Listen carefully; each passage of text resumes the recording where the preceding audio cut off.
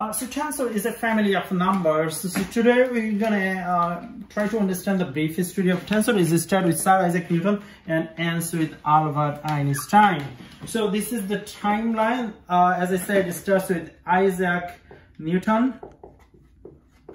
Isaac Newton was born 1642 and he lived a long life. And then it takes us to the Gauss, 1855. Then it takes to the Hamilton. Hamilton is 1805. He did not live a long life. Ricci, Italian guy, and live a long life. And then of course Einstein. Einstein was born in 1879 he all right, so the Sir Isaac Newton wrote, tells us his story by G(m1 m2 over r squared). This is known as Einstein universal law of gravity. What he tells us in this story, is that the time is absolute.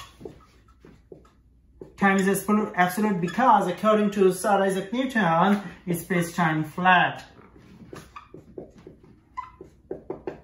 However, Einstein saw a problem, a big problem. So Einstein wanted to fix it. So he fixed it. He told his story by writing this: R mu nu minus half R G mu nu plus lambda G mu nu is equal to 8 pi G C4 T mu nu.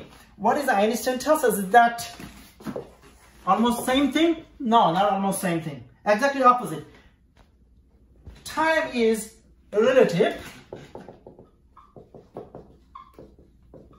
because is space-time flat? No, because the curvature of space-time.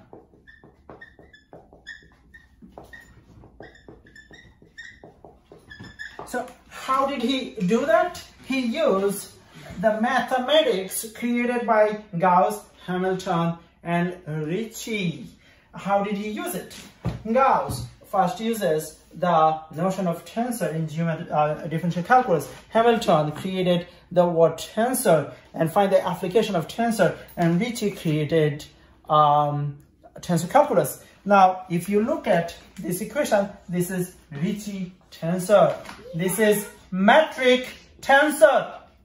This is metric tensor, and this is metric tensor. I'm going to talk about the metric tensor in a second. This is speed of light, and Einstein said only one thing constant. Time is not constant. Only speed of light is constant. So this is the speed of light. This is energy tensor, and this is, my friend, Newton constant. And this is cosmological constant. Cosmological constant is 1 times 10 raised to negative 50 meter squared. And Newton constant is 6.67 times 10 raised to negative 11 Newton meter squared kilogram squared. Now I will show you this connection when I do dimensional analysis of distance in different dimension.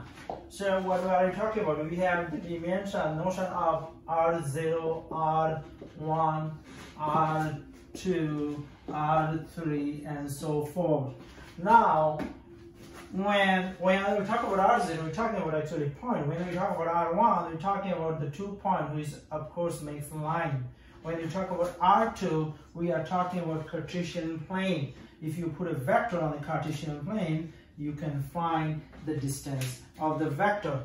And when we talk about 3 dimension, we are talking about Cartesian plane, but you have what is the distance over here? 0. What is the distance over here? Delta x.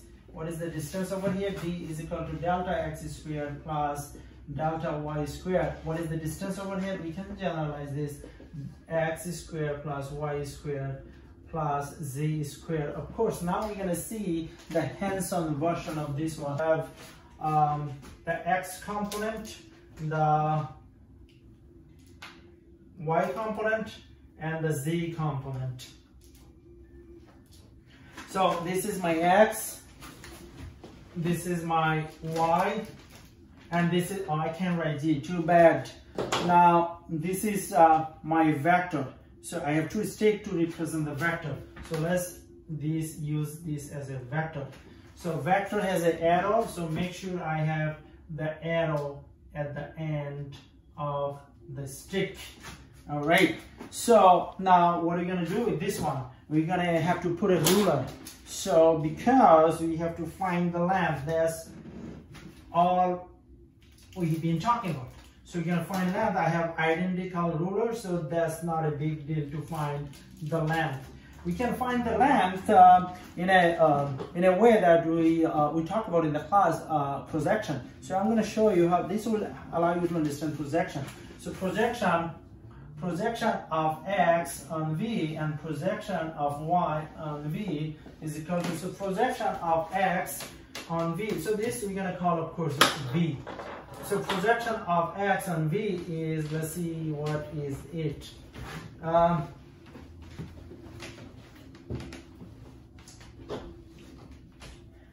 So this is 15, so I got 15, and projection of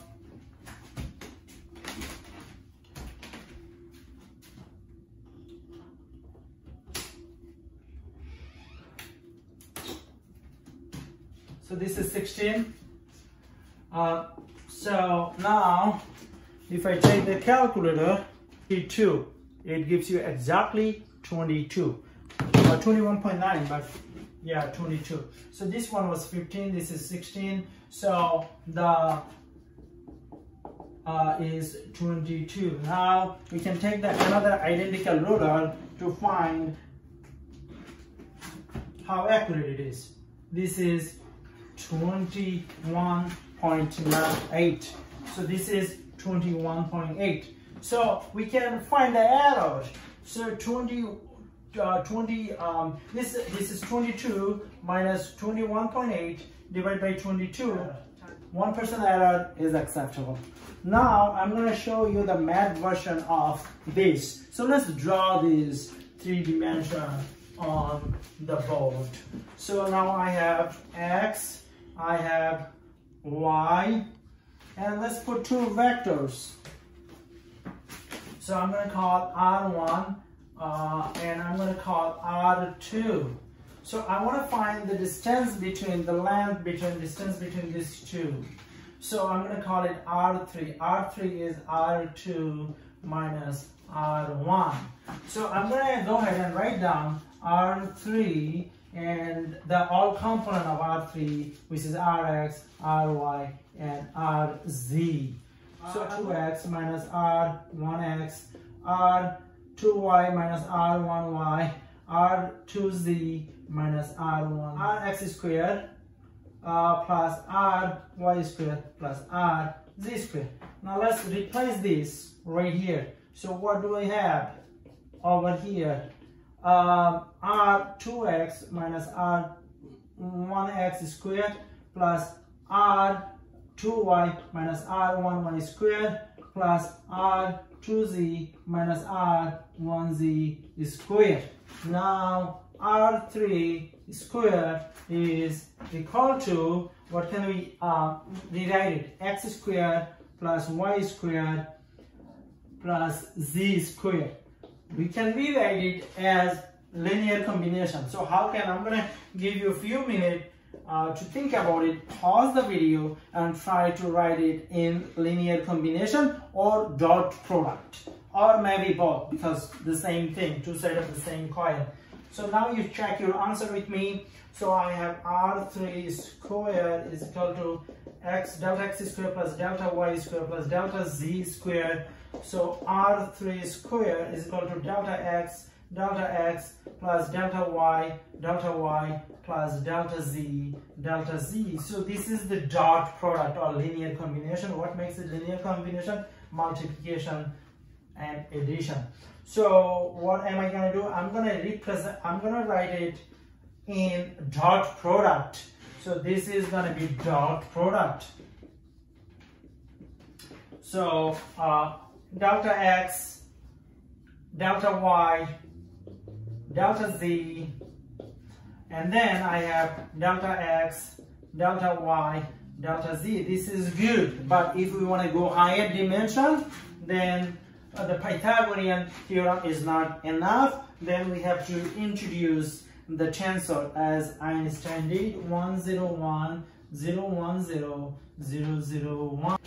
All right, so now R3 squared is equal to, now this one we can rewrite as xi, and this one we can rewrite as xz, and this one we can rewrite as delta iz. So when we talk about I, we're talking about the row vector.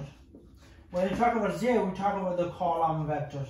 When we talk about iz, we talk about the row plus column vector. Now we're going to write it in tensor form as Einstein did. We're going to say sum as x goes to r, as I goes to x, y, z, and j goes to x, y, z, xi, xj, and delta ij. Now the escape, you need to make connection with this one with Einstein field equation. That's the escape. Alright, so pause the video and make a connection with this one. Your job is to identify this one in Einstein field equation. That would be the escape. So I'll write escape. So I'm going to write this one here, x and delta ij, I goes to x comma y comma z, j goes to x comma y comma z, and Einstein field equation is r mu nu minus half r g mu nu plus delta g mu nu is equal to 8 pi g of C4 T mu nu. Now, where do you see? Now pause and try to find the metric tensor. So you see the metric tensor right here. That's the metric tensor you see, right? This is the metric tensor. Metric tensor. Alright? So this is behind Einstein general theory of relativity. Subscribe to Bari Science Lab to fall in love with math and science, especially programming.